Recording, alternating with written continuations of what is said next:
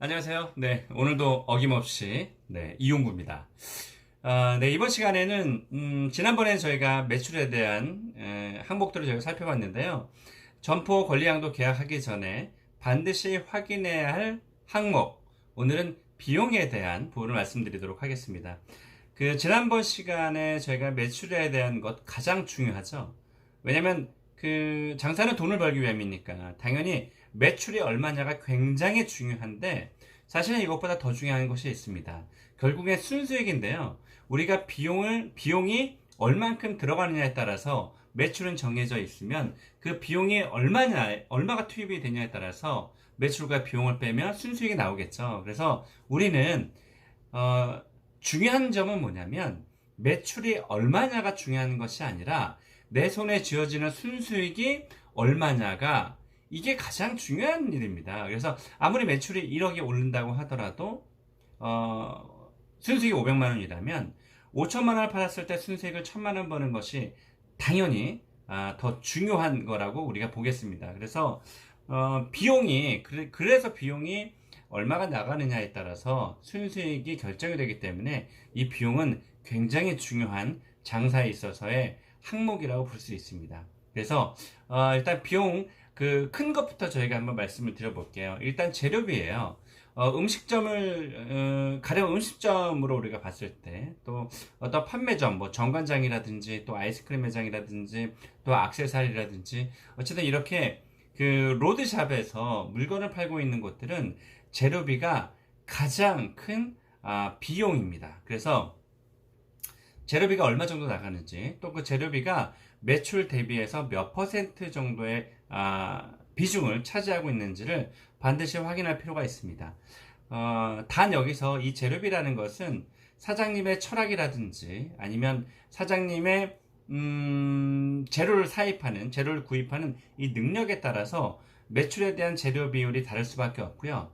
또 한 가지는 똑같은 재료라고 하더라도 다른 경쟁자와 비교했을 때 똑같은 재료라고 하더라도 내가 상품의 가격을 얼마에 책정을 할 것이냐, 이 음식을 얼마를 받을 것이냐에 따라서 재료에 대한 비율은 당연히 달라질 수밖에 없습니다. 그래서 여기서 중요한 점은 기존의 가게를 인수받으려고 할 때 재료비가 40%인지 50%인지 30%인지 이것은 기본적으로 양도인에게 확인해야 될 항목이고요. 물론 이거를 아무리 우리가 뭐 확인하고 또 확인한다고 하더라도 정말로 양도인 기존에 하고 있는 그 가게의 재료비를 10원짜리 한 장이라도 틀리지 않게 확인한다는 거는 현실적으로 아마 불가능할 거예요. 그래서 다만 이 재료비를 구입하시는 분들은 다 영수증을 받기 때문에 세금 계산서 주고받고 영수증을 받기 때문에 이 재료를 구입하는 영수증을 반드시 확인할 필요가 있습니다. 그런 후에 내가 이 재료비를 가령 결국은 소비자는 가성비로서 그 가게를 선택할 수밖에 없기 때문에 여태까지 내가 이 양도인의 재료비를 확인했을 때 매출 대비해서 30%밖에 안 가요. 그러면 소비자 입장에서는 물론 이제 가게 하시는 분 입장에서 양질의 재료비를 굉장히 싸게 공급받을 수 있는 그런 루트가 있다면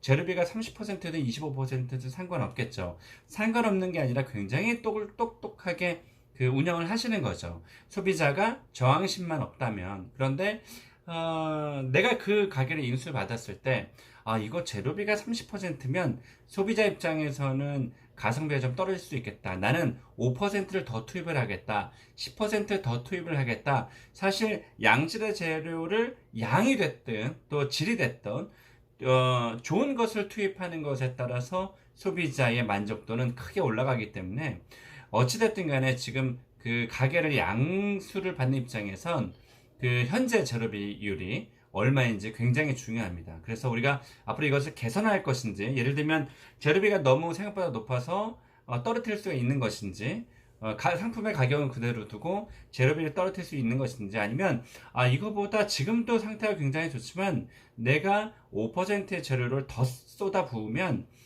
소비자들을 유혹하기가 굉장히 좋겠다라고 판단이 되면 당연히 재료비를 더 투입을 할 수 있는 겁니다.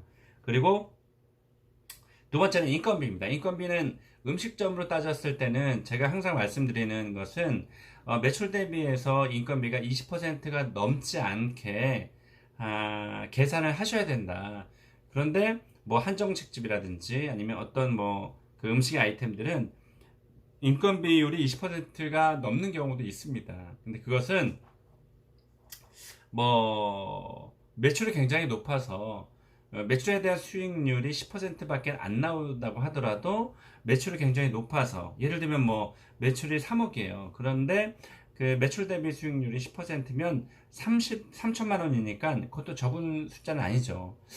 그런데 일단 우리가 수익률 음식점을 두고 봤을 때 적절한 수익률은 과거는 30%였지만 지금은 20%를 넘기기도 쉽진 않거든요. 그래서 어찌됐든 20%의 수익률이 나오기 위해선 인건비는 20%의 수준을 넘지 않게 설정하는 게 굉장히 중요해요. 왜냐면 제가 뒤에서도 이 비용에 대해서 말씀드리겠지만 비용이 한두 가지가 나가는 게 아니거든요. 그냥 쏠쏠하게 엄청나게 많은 비용의 항목들이 나가기 때문에 이 큰 비중을 차지하는 재료비와 인건 비율을 쓸 수 있는 만큼 써야 되긴 하겠지만 최선을 다해서 비용을 줄일 수 있다면 수익률에 직결되기 때문에 이 인건비도 되도록이면 내가 더 많이 뛰어야 될 거고요. 그래서 인건비를 20% 이상 넘지 않도록 유지하는 것이 굉장히 중요합니다. 그래서 지금 현재 가게를 양도하시는 분의 그 인건비가 얼마인지 꼼꼼히 확인할 필요가 있습니다. 그래서 받아봤을 때 그 30%가 된다. 그러면 사실 이거 심각한 문제거든요. 왜냐면 일단 재료비가 40% 정도 되고 인건비가 30% 정도 되고 뭐 그다음에 이제 공과금이라든지 월세라든지 이제 뒤에서 말씀드린 그 가진 비용들을 다 따지고 봤을 때 한 10%밖에 안 남는다. 그럼에도 불구하고 괜찮다고 하시면 뭐 하시는 거고요. 아니면 이거를 한 20%의 수익률까지 높이기 위해서는 재료비나 인건비나 로스가 나는 것들을 조금 메꾸고 내가 조금 더 많이 뛰어서 인건비 비중을 좀 줄일 수 있다면 수익률이 15%나 20%나 25% 올라갈 수는 있겠죠. 그래서 이 인건비를 아끼는 것이 중요한 것이 아니라 꼭 써야 될 땐 써야 되겠지만 내가 조금 더 뛰어서 그 인건비에 대한 비중을 조금 줄일 수 있다면 좋은 잘하는 장사를 하고 이렇게 판단할 수 있겠습니다. 그래서 인건비는요 일단 직원에 대한 인건비, 그러니까 연봉을 주고 있는 월급을 주고 있는 정 직원의 인건비와 또 아르바이트의 비용이 다르잖아요. 그래서 이 아르바이트의 비용이 얼마인지를 뭐 평일과 주말 모두 양도인에게 확인할 필요가 있고요. 또 정직원이 얼마 주는지 확인할 필요가 있습니다. 단 이때 중요한 점이 뭐냐면 기존에 그 주고 있는 인건비가 그저 기존의 사장님께서 잘 얼르고 달래서 인건비를 낮췄을 수도 있어요. 그런데 내가 만약에 사장이 바뀔 때는 그때 직원이 뛰쳐나가려고 한다거나 아니면 자기가 생각했던 그 월급을 이번에는 정상적으로 받아야 되겠다는 그런 심리감이 생겨요. 그래서 지금 현재의 인건비를 물어보는 것도 중요하지만 내가 바뀌었을 때 이분들이 원하는 인건비가 얼마인지를 확인하는 것도 굉장히 중요합니다. 왜냐면 나중에 다 잔금 받고 장사하려고 했는데 가게 직원들이 아예 나오지 않는다고 해서 형사고발할 수 없는 거잖아요. 그래서 직원을 그대로 좀 끌고 가는 게 일단 안정적인 운영 차원에서는 좋거든요. 당분간이라도. 근데 하면서 뭐 그 가게 사장과 직원 간의 마찰이 심심치 않게 일어난다거나 어떤 그 추구하는 그런 철학이 좀 다르면 당연히 헤어질 수밖에 없겠죠. 다만 이 가게를 인수받을 때는 기존에 있는 직원을 함께 승계받는 것이 장사 입장에서는 굉장히 유리합니다. 아니면 본인이 뭐 세술은 세풀에 담는다고 기존에 본인들이 운영할 수 있는 그런 그 인력들을 시스템을 잘 잡아놓고 운영을 하면 모르겠지만 기존에 그래도 익숙해져 있는 직원분들이 그분들을 승계받는 것이 굉장히 중요합니다. 그래서 일단 정직원들 뭐 풀 근무하는데 얼마 정도를 주고 또 이분들이 그 휴무가 언제인지 몇 번 쉬는지도 확인할 필요가 있고요. 또 알바들 뭐 1, 2, 3, 4 막 이래서 오전 또 미들 마감 타임에 어느 정도의 인력과 또 그 직원들마다 알바들마다 그 주고 있는 그런 임금이 다릅니다. 예를 들면 뭐 연차가 좀 오래됐거나 아니면 베테랑이거나 두 명이 해야 될 몫을 한 명이 한다거나 이러면 최저시급을 주는 것이 아니라 10,000원이나 11,000원 줄 수도 있거든요. 그래서 이거를 투명하게 양도인에게 인건비의 항목들이 어느 정도가 투입이 되고 있는지를 확인할 필요가 있겠습니다. 그리고 주말은 또 주말의 인건비가 또 어떤지도 확인해야 되고, 그래서 인건비의 총합이 얼마인지를 여러분들이 확인하는 것이 굉장히 중요합니다. 그리고 세 번째는 월세예요. 지금 방금 전에 제가 재료비를 말씀드렸고, 또 그 다음에 인건비를 말씀드렸고, 이번엔 월세를 말씀드렸습니다. 이 세 개만 해도 최소한 70%의 매출 대비 70%의 비율이 넘어가게 됩니다. 음식점에서 가장 이상적인 재료의 비율은요, 35% 정도가 됩니다. 사실은 가장 좋은 것은 30%지만 현실적으로 거의 없다라고 보셔도 과언이 아닙니다. 이거는 그냥 일반 독립형 자영업이라든지 프랜차이즈의 형태의 운영이라든지 이 양쪽 다 재료비가 30% 넘어가는 거는 쉽지 않아요. 왜냐면 제가 20여 년을 제가 컨설팅을 하면서 너무 많이 알고 있잖아요. 가게 사장님들 너무 많이 알고 있고, 또 그래서 여러분들이 일단 재료비를 그래도 지금은 재료비에 대한 적정 비율은 40% 정도라고 보시면 될 것 같아요. 그래서 40%, 인건비 20%, 월세 10% 정도 됩니다. 물론 월세가 뒷골목에 앉아서 일반적인 그 A급지보다 월세가 50% 밑으로 다운이 된다면 월세가 10% 아니라 5%가 되겠죠. 그러면 수익률이 더 늘어날 테니까 이때는 뭐 다른 시간에서 제가 또 말씀을 드리겠지만 그것까지 지금 다 하기는 시간이 없으니까요. 그 월세에 대한 비중을 낮추게 되면 수익률이 높아지니까 그 수익률이 높아진 것을 가지고 재료에 투입을 하게 되면 양질의 재료가 들어가서 소비자 입장에서의 그 이 상품에 대한 만족도는 굉장히 높아지는 거거든요. 그러니까 그런 것에 대한 운영에 대한 기술은 나중에 제가 시간을 따로 잡아서 영상을 찍도록 하겠습니다.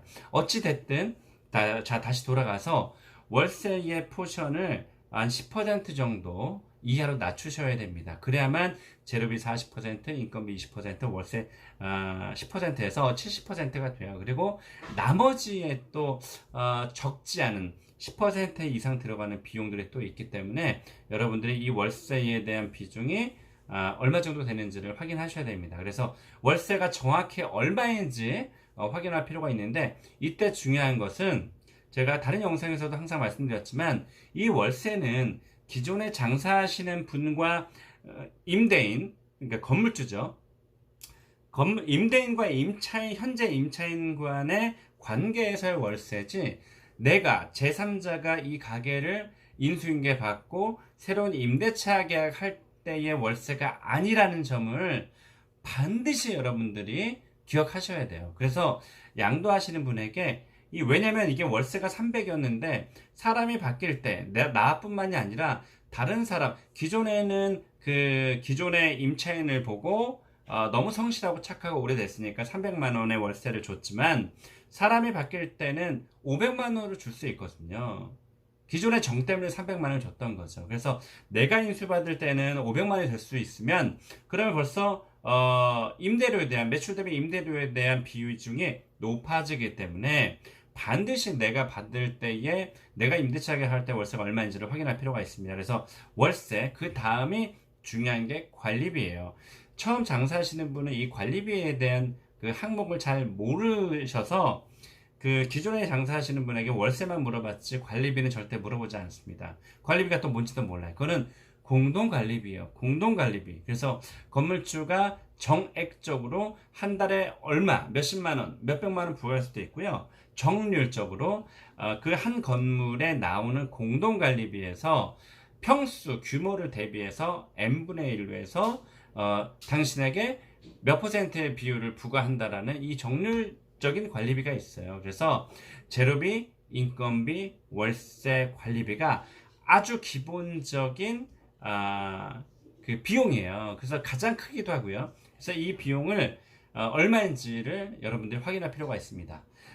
다음 시간에는 이것보다 또 더 디테일한 비용들이 있습니다. 깜짝 놀랄만한 것도 아니죠. 꼭 알아야 될 비용들이 있으니까 제가 두 번째 시간에는 요 수익 매출에 대한 비용 두 번째 시간을 제가 여러분께 또 말씀을 드리도록 하겠습니다.